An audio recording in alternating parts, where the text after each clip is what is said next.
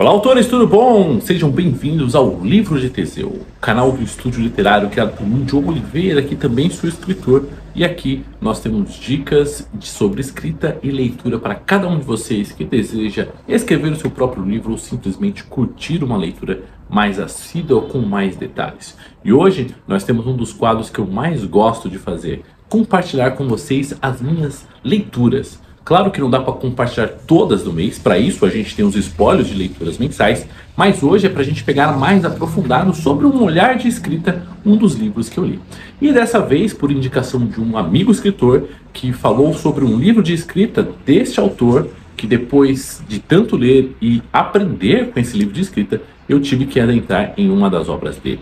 E aqui nós temos Rambo, de David Morrell. Então solta a vinheta aí que a gente vai falar um pouquinho desse livraço.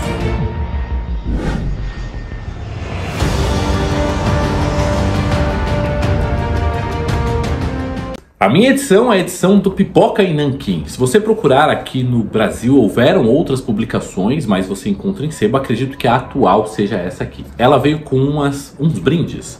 Veio com um cartão da Madison K.I. em Kentucky, se eu não me engano.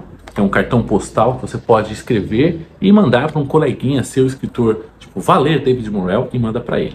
Achei interessante, diferente, porque eu comprei pela Amazon e veio com um brinde dentro, ou seja, antes de enviarem para deixar no depósito da Amazon, eles colocam esses brindes. Veio também um marca-página temático no formato da faca, famosa faca do Rambo. Se você assistiu os filmes, você sabe que essa faca ela é icônica, mas eu tenho um pormenor para fazer aqui.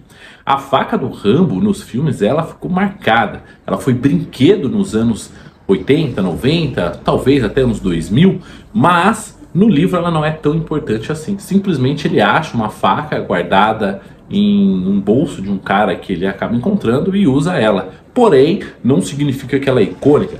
Vamos já começar a ressalva do filme aqui. O filme ele traz alguns elementos visuais, porém ele tem que ter alguns elementos gráficos que sejam mais marcantes para fazer o filme ficar mais preso na sua mente. Já o livro ele traz certas diferenças, porque simplesmente essas diferenças vão fazer você se aprofundar no personagem e não nas questões visuais que o cinema traz. Ou seja, sempre que você pensar que o livro é melhor que o filme, lembre-se que você tem essa questão do visual e não apenas do emocional que você coloca. Afinal, nas páginas você consegue se aprofundar muito mais do que simplesmente curtir um cinema por 2 horas e apreciar as imagens. Mas vamos falar aqui de Rambo. Vou deixar ele aqui de pezinho para vocês lembrarem que é o livro que a gente está falando. E começando com uma pequena curiosidade. David Morrell é professor de literatura e apesar dele escrever um livro sobre guerra, morte, sangue e tripas para tudo quanto é lado, por assim dizer, ele teve a tese de mestrado dele com letras e estudou francês.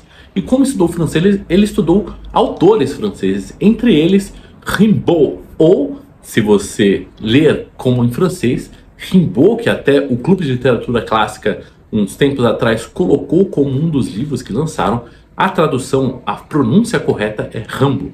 E por causa do Rambo, ele deixou o nome aqui do nosso herói de guerra. E a trama, ela é semelhante ao filme. Por quê?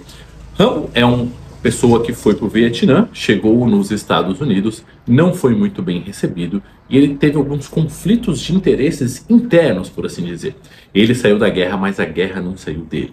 E por não receber aquele condecoramento de que estava acostumado, ou pelo menos o respeito, por assim dizer, afinal, quando ele chega na pequena cidade, ele é visto como um vagabundo qualquer que está andando sem rumo. Se não tem dinheiro e nem trabalho, você não merece estar na nossa cidade. Pelo menos esse é o pensamento do que a gente pode chamar de antagonista do Rambo, o Tislow, que é o xerife de polícia local. Lembrando que no filme, o Rambo ele simplesmente chega, ele tenta encontrar um antigo colega dele que acabou falecendo por causa do câncer e ele segue viagem. Aqui no livro, as coisas são um pouco diferentes. Rambo já está há 6 meses no país, já passou por 3 cidades diferentes. Ou seja, a mesma carga emocional que são colocada em cima de pessoas que aparentemente não se encaixam na sociedade, é colocada nele, é repetida, repetida. E aqui, nesse ponto, você vê que ele chegou no limite. E esse limite faz com que ele estoure. Ele não baixa a cabeça para a autoridade simplesmente porque vê que tem o direito de simplesmente tirar ele do caminho porque ele não se adequa a tudo que está lá. É preso por vagabundagem, pergunta se você não tem 12 dólares para pagar a fiança e simplesmente o Rambo não tem. Ele foi encontrado tomando um resto de Coca-Cola que ele guardava. Mas, dado a isso, ele acaba sendo preso e teria que ficar aí mais ou menos uns 30 dias se não houvesse um aumento nessa pena para ficar preso. E nessa hora que prendem ele, tentam tirar o cabelo e a barba. Sim, diferente do filme que o Sylvester Stallone está com a barba feita, aqui Rambo está com cabelo grande e barba desgrenhada e grande também, que é muito comum do que a gente encontrava nos famosos hippies dos anos 60 e 70. Então talvez isso também tenha ajuntado com a, vamos dizer, preconceito do xerife em talvez prender Rambo, porque não queria que aquilo se alastrasse. E aqui entra uma das críticas que o Morrell pôde trazer no livro através dessa história de ação, de o que acontece com os nossos heróis de guerra que não ganharam a guerra, o que acontece com esse preconceito da sociedade e de ver alguém e julgar apenas pela sua aparência. Quando o Rambo é preso e tentam cortar a barba dele, a navalha muito próxima faz ele se lembrar da época em que ele ficou preso no Vietnã, ficou sofrendo algumas torturas, entre elas a navalha que se aproximava muito próximo. Então ele acaba desencadeando uma reação que infelizmente leva ao falecimento de alguns guardas e que faz com que ele fuja para as montanhas.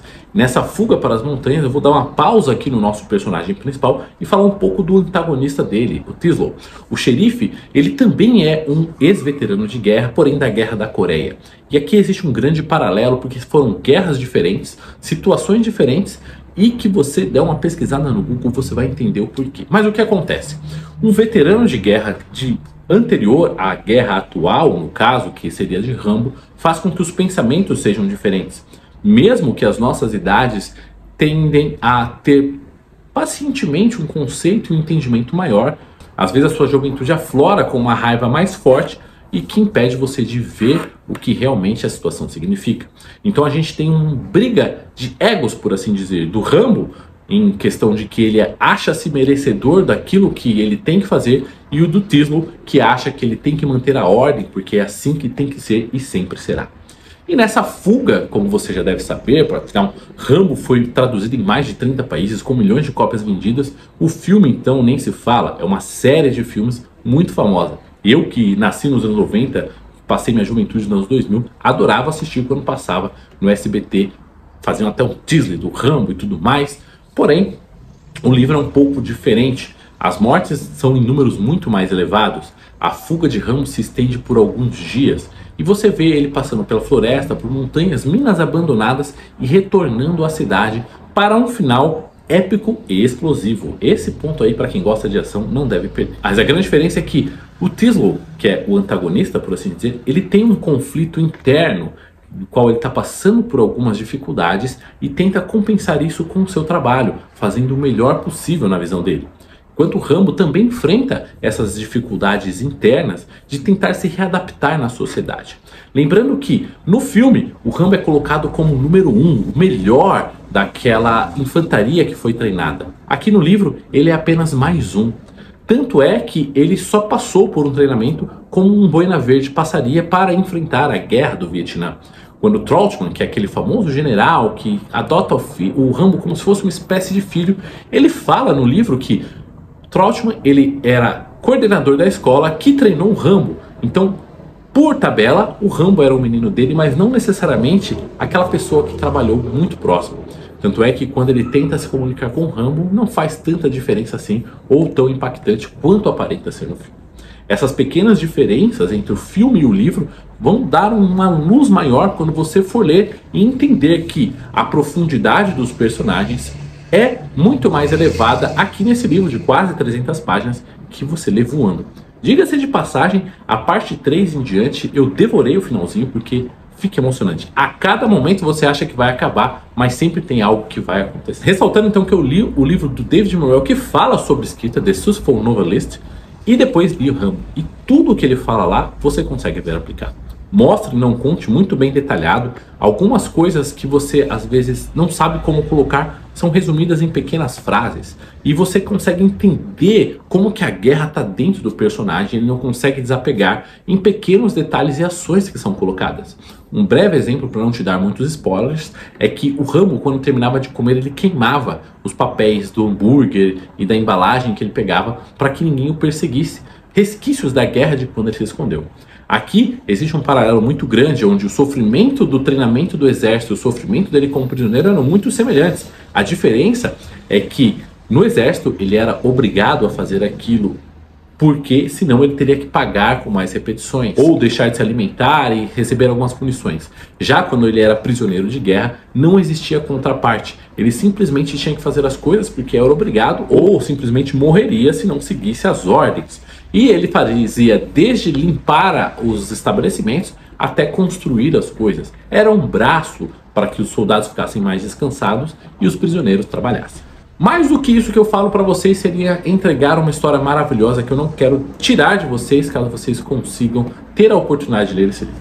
Eu recomendo que vocês leiam tanto o Rambo, e se vocês tiverem um inglês mais ou menos afiado, leia também The Suspect Novelist. São livros assim que para você que quer escrever um livro vai ser maravilhoso. E digo isso de uma pessoa que lê vários livros sobre escrita. Em vez de ter mais do mesmo, a gente tem um pouco mais visões diferenciadas e aplicadas, dado aos 40 anos de experiência que David Noel tinha para escrever o livro dele sobre escrita.